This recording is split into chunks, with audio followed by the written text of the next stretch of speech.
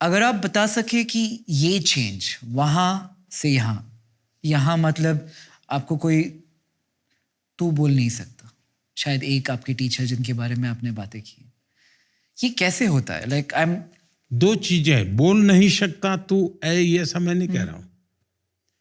कोई बोलता नहीं। मुझे तू सुनने को मिलता नहीं है। वो बोल नहीं सकता है ऐसा अर्थ निकालना ठीक करेक्ट, नहीं है, करेक्ट। लेकिन मुझे कभी वो सुनने को मिलता नहीं है क्योंकि जीवन ऐसा बन गया। दूसरा, पद बदला होगा, परिस्थितियां बदली होगी, व्यवस्थाएं बदली होगी। मोदी वही है जो कभी नीचे बैठता था, और इसलिए मुझे कोई ज्यादा फर्क नहीं पड़ता है।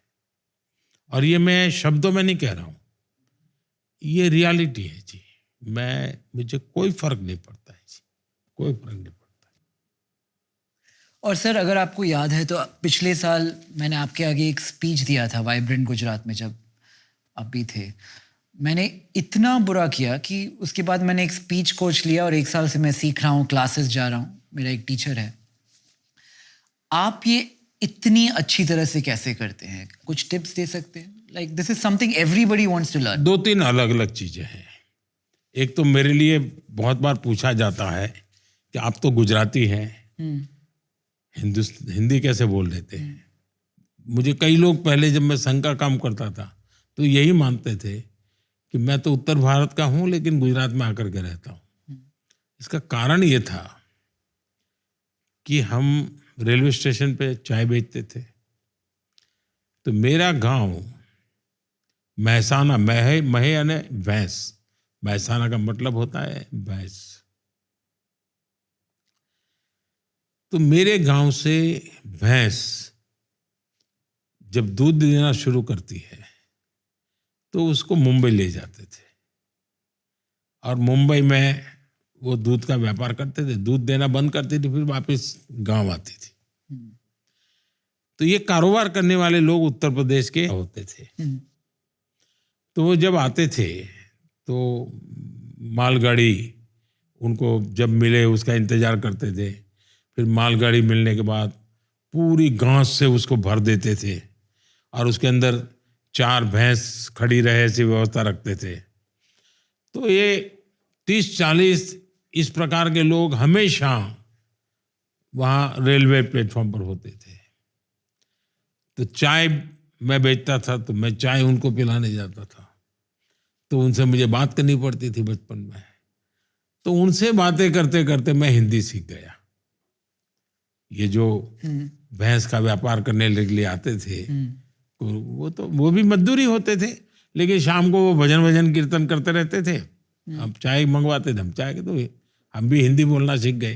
क्या ये बहुत डिफरेंट है सर? जैसे कि आप गुजरात में बड़े हुए थे, आज आप दिल्ली में रहते हैं। इन दोनों सिटीज में रहना आपके लिए पर्सनली बहुत डिफरेंट है? हम कहाँ सिटी में रहते हैं भाई, ये हम तो घर के खोले में पड़े रहते हैं जी। घर से ऑफिस, ऑफिस से घर, बाहर की दुनिया से तो हम कट ऑफ हो जाते हैं। सरकारी व्यवस्था ऐसी होती है तो वो अंतर करना तो बड़ा मुश्किल होता है। और ये मेरा आखिरी क्वेश्चन है सर, मैंने आपकी कुछ, लेकिन आपका दूसरा एक सवाल था इसका, एक ऑरेटरी का। करेक्ट, जो मैं सीखना चाहता हूँ। मैं समझता हूं कि आप देखिए, मान लीजिए कहीं झगड़ा हो गया है या कुछ हुआ और वहां बिल्कुल अनपढ़ 4 लोग होते हैं, कोई महिला होगी, बुजुर्ग होगी, और आप माइक लेके खड़े हो जाओ, वो फटाफट बताने लगते, ऐसा हुआ, आग ऐसे लगी, टिकना हुआ बोला।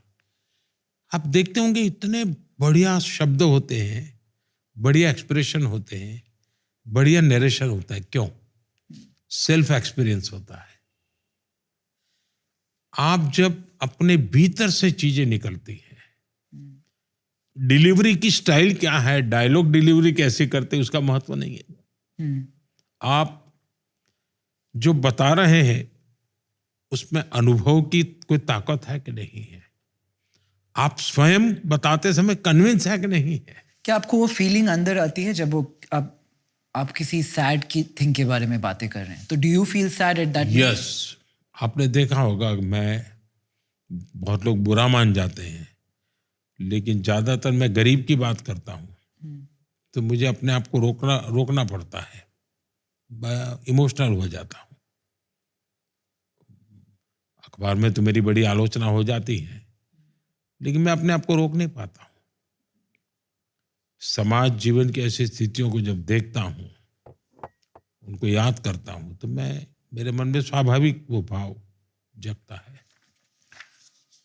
और सर, अगर आप जो भी आपने लाइफ में सीखा है, इतना एक्सपीरियंस है आपका, अगर आप इसी नॉलेज के साथ अपने 20-year-old वर्जन को कुछ बोल सके एक चीज, तो आप क्या बोलेंगे? जो नौजवान है, मैं उनको उपदेश देने के लिए अपने आप को योग्य नहीं मानता और न ही आदेश देने का मुझे कोई हक है। पर मैं इतना कहूंगा कि मेरे देश के नौजवानों के प्रति बहुत भरोसा है। एक गांव का बच्चा, मैं नौकरी नहीं करूंगा, मैं स्टार्टअप करूंगा, 3 स्टार्टअप फेल हो जाएंगे। मुझे याद है मैंने पहली स्टार्टअप कॉन्फ्रेंस की, तब तो स्टार्टअप शब्द भी हमारे देश में नया था, लेकिन मुझे पता था कि इसकी ताकत क्या है। तो एक बेटी, मैंने कुछ स्टार्टअप जिन्होंने शुरू किया तो उनको अपने अनुभव सुनाने के लिए कहा था। तो एक बेटी खड़ी हुई तो बोले मैं अपना अनुभव बताती हूँ। वो बोले, वो बंगाली थी, कलकत्ता की थी। बोले मैंने स्टार्टअप शुरू किया, फिर मैं अपनी माँ को मिलने गई, अब मैंने कहा मैंने तो नौकरी छोड़ दी है। तो बोले क्या करोगी? तो बोले मैंने स्टार्टअप शुरू किया है। स्टार्टअप? सर्वनाश!